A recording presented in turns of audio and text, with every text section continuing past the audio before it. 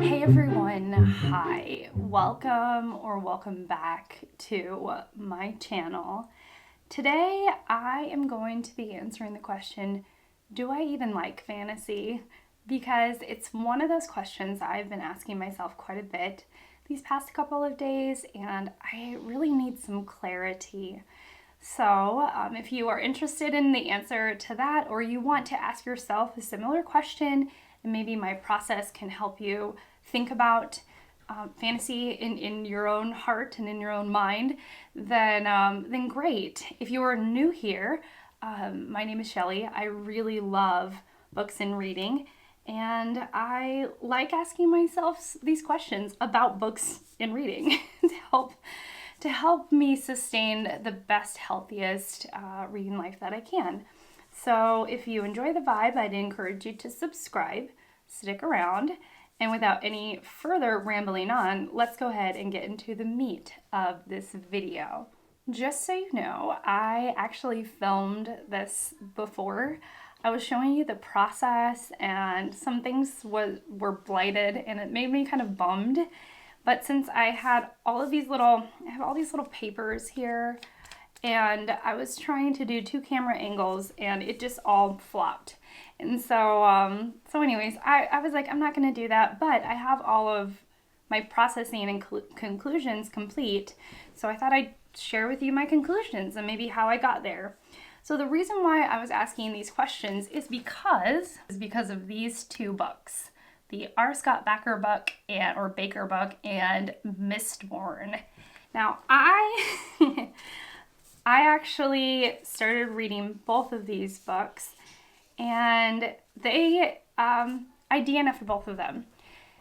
The Bakker book, I think it was the wrong time, because it's one of those books that you have to do a bit of puzzling and there's patience involved, and I didn't have either of those skills at the moment. I do a lot of puzzling at my work, and I use a lot of my patience at my work. So I don't really want to be applying those things to my reading right now. And so those books were DNFs. And then Mistborn actually has a different story. I started it, I got about halfway through, and then I paused it. And then in April, I was fed up of mediocre, at the beginning of April, at the end of March, I was fed up of having mediocre reads. So I set the goal of having 5-star reads in April, books that I'm going to love. So when it came to picking up Mistborn again, I realized I don't love that book.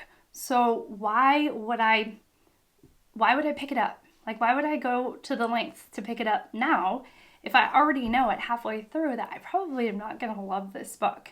I feel like I'm mildly enjoying Sanderson's writing and the plot as it's unfolding, but I'm not connected to the characters, and I'm only barely connected to the struggle. I think the best part of it is that it's a heist, and even that, I think there are better heist books out there. And so those were my DNFs. Now, if we're going to move up, hopefully, maybe I'll show you again in that little, like a zoom in. These books fall in my dislike category. So I finished them. They're 1 up from DNFs, but I dislike them. So these 3 here, A Court of Thorns and Roses, Vampire Academy, and Every Heart a Doorway, I think I like them for the same reason. I'm not the target audience. The target audience is mostly, I think, young adult, or those who like that kind of fiction, and I did not enjoy these 3. I don't know if A Court of Thorns, and I know it's filed as young adult in my library, so I'm not out of my depth for that. And for these, Woman Eating was my worst book of 2023. I've read 2 books in A Game of Thrones, and I have read several Narnia books. And I'll just back up because it's kind of uncomfortable sitting that way. So, the C.S. Lewis book, I don't like the thinly veiled metaphor for Jesus dying on the cross in that book. I just don't. I know that's the exact reason why so many people love that book. I don't love it. I just don't. Woman Eating it was just, to me, a bad vampire tale. I didn't like it. I know that I think in the minority of people who truly dislike that book, but I just, there's a lot of things wrong with it. I've ranted about it before. And then Game of Thrones is a book that I rarely talk about on my channel. But I do. I don't talk about how the fact that I've read the first two, and then I stopped the series. They're long. They're not for me. I didn't connect with. It's kind of like the Mistborn moment. I'm not connecting with the writing. I'm not connecting with the characters. I'm only partially invested in the struggle of the world and what he's trying to do. And the prospect of reading like 5 or 6 more of those books was not my jam. I know that some people love those books, and I was just not one of them. And I've come to terms with the fact that I am not a George R.R. Martin girly. I'm just not, and I'm totally okay with that. The next are these 5, all for the same reason. So it's one fell swoop here. So we have Akata Witch, Neil Shusterman's Unwind, The Hunger Games, Divergent, and The Uglies. Okay, I read all of these in my early 20s, I think, when young adult fiction was getting a resurgence, or at least in my lifetime, it was getting like this popularity. Everybody was really excited about it. Dystopian fiction was on the rise, and I wanted to be a part of the hype, and it just didn't go well. Like, I enjoyed the books at the time, and I very quickly grew out of my young adult reading phase. I just did. It doesn't mean I'll never pick up a young adult book. It doesn't mean that some young adult books are my absolute favorite and I would reread them tomorrow. But in terms of those books, it was like a very tiny slice of my life in which I consumed a bunch of them, and then I was kind of over it. I was over that style of writing, that target age group. It just didn't resonate with me anymore. And that is why those make the it's fine category. My next category is I like it, but, and each one kind of has its own different reason. So I'll show you and I'll give you the reason, like I like it, but, and then I'll tell you. These are a step up from the young adult books I just showed you. I think they're better in quality and I liked them, but I would never reread The Raven Boys by Maggie Stiefvater as much as it was cute. And The Knife of Never Letting Go, it has a fondness in my memory, but I didn't continue with the series, and there's something about that kind of bothers me. An incredibly special fantasy to me is Harry Potter, and it's because it's the book that made me fall in love with reading. I loved Harry Potter. Much to my parents' chagrin, I grew up in a strong Christian household, and at the time when I was reading it, I grew up with Harry. Harry and I were just about the same age. I think I was a touch younger, and so when he was 11, I was 11. When he was 12, I was 12. And when Harry Potter was gaining popularity, Christian families, strong Christian families, often they didn't want their kids to be, like parents didn't want their kids to be caught up in witchcraft. And so Harry Potter got a very bad name to him, like the books. And yeah, I still really loved it. And so this has a very special place in my heart, but I was never an adult that loved Harry Potter. It's really something that has stayed in childhood, and I don't want to reread them. It doesn't have the same kind of magic. Even when I do pick up the book, it just irritates me because I'm not the target audience, and I actually don't think they're that well written. And so I just know that I'm not in love with Harry Potter anymore. But a lot of my desire to read fantasy is actually to rekindle that absolutely mesmeric, totally engulfing feeling of being lost in a book and in the world and loving every second of it. Harry Potter gave me that when I was a kid. And I think half the time I pick up a fantasy book and that's what I want from it. And when I don't get that, and man, you are competing with childhood feelings. That's a high bar. And when I don't get that, I'm super disappointed.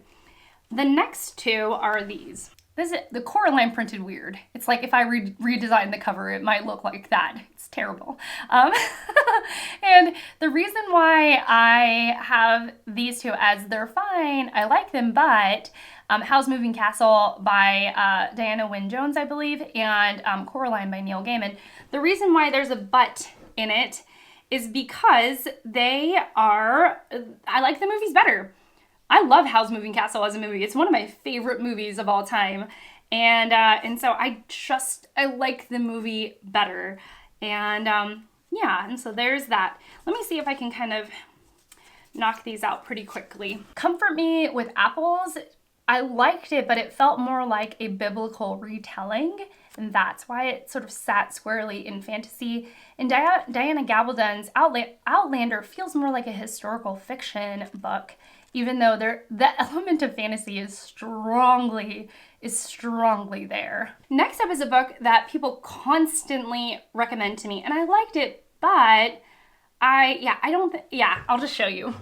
This book gets recommended to me like once every, go ahead, Robin Hobb's The Assistant's Apprentice. This book is recommended to me once every 3 months, I swear to you, on my channel. And I have read it. I read it at the beginning of my YouTube journey. And I don't talk about it because I liked it, but I didn't want to continue with the series. I actually felt like Robin Hobb was mean to her characters, and I didn't really like that.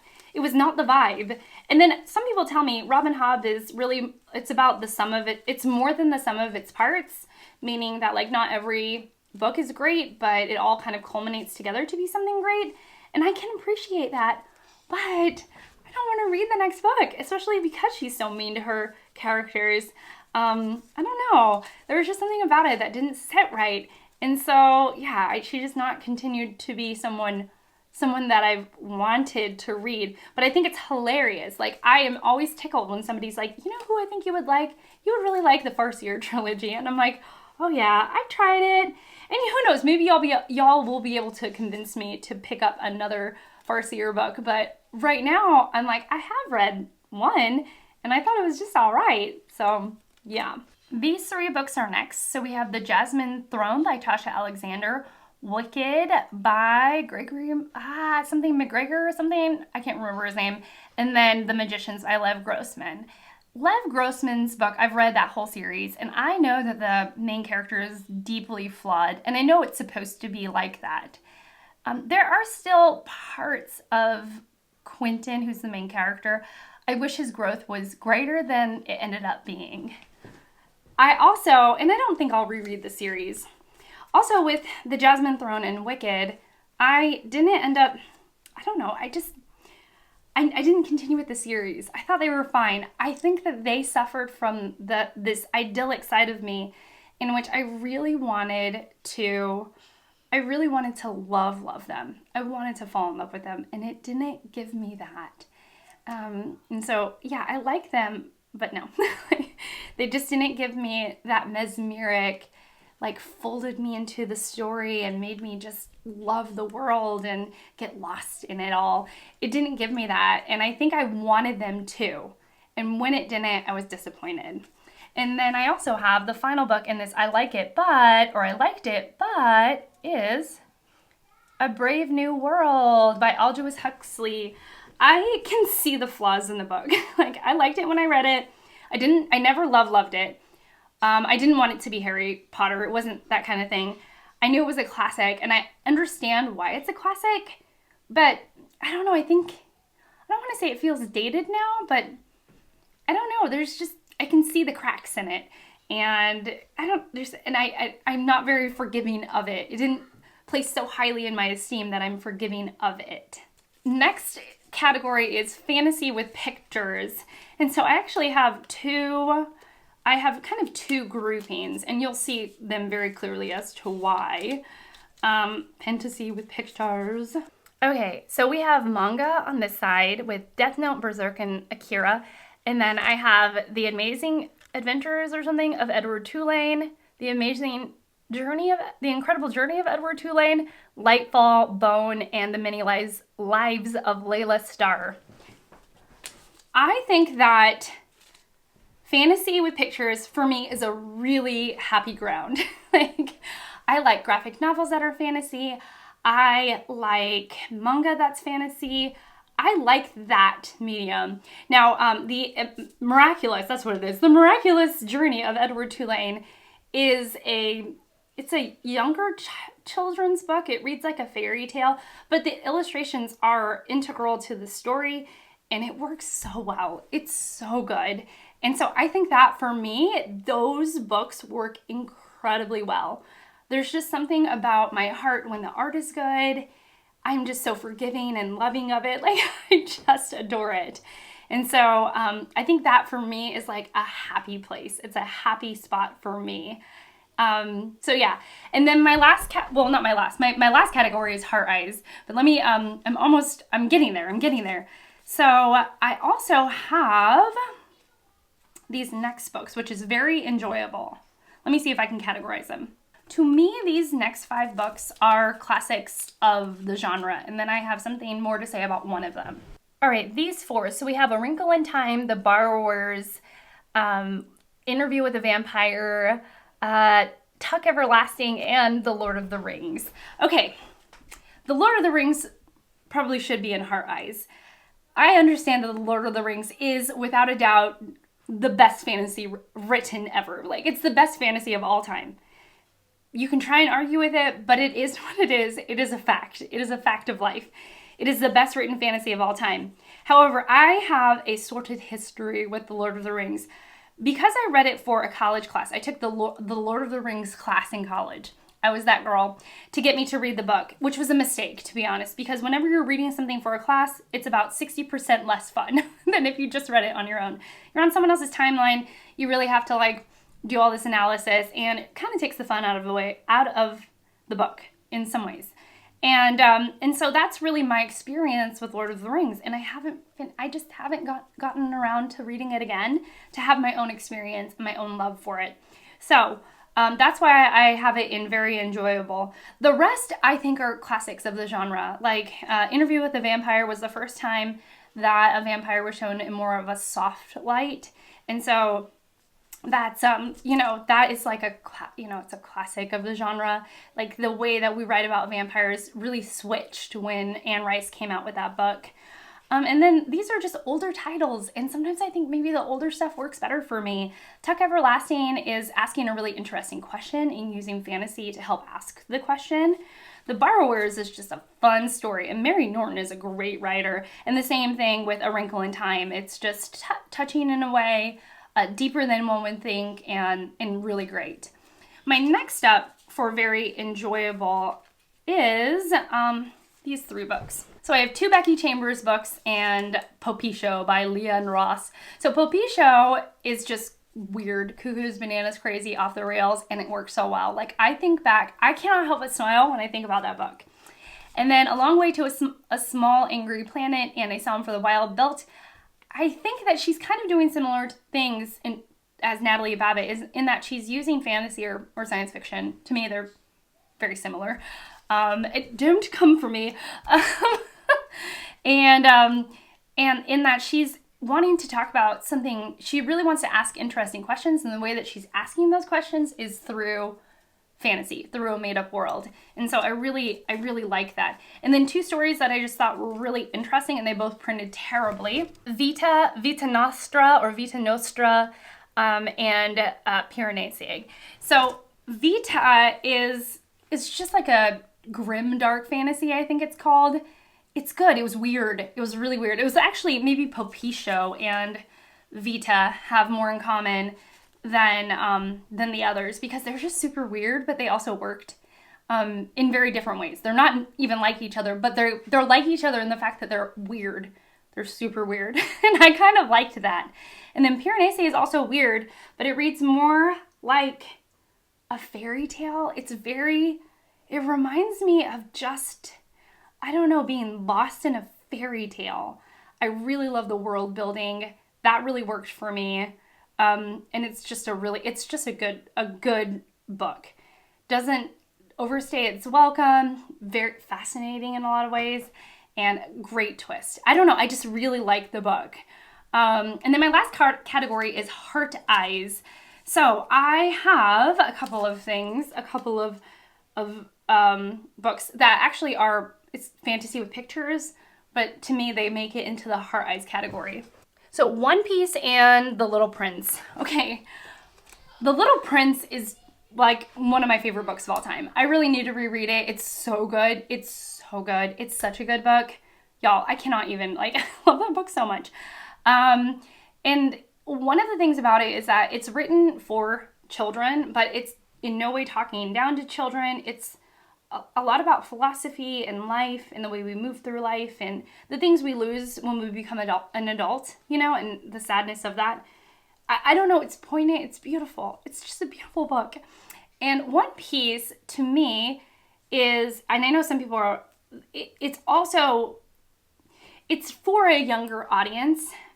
And as the audience grows, I know the story evolves, and it evolves with the audience as it's going. So it becomes more adult, I've heard, as it keeps going, right? But there's something about, like, the sibling-esque relationship of the main characters, the way that they argue, the way that they make up, the way they stick up for each other, too.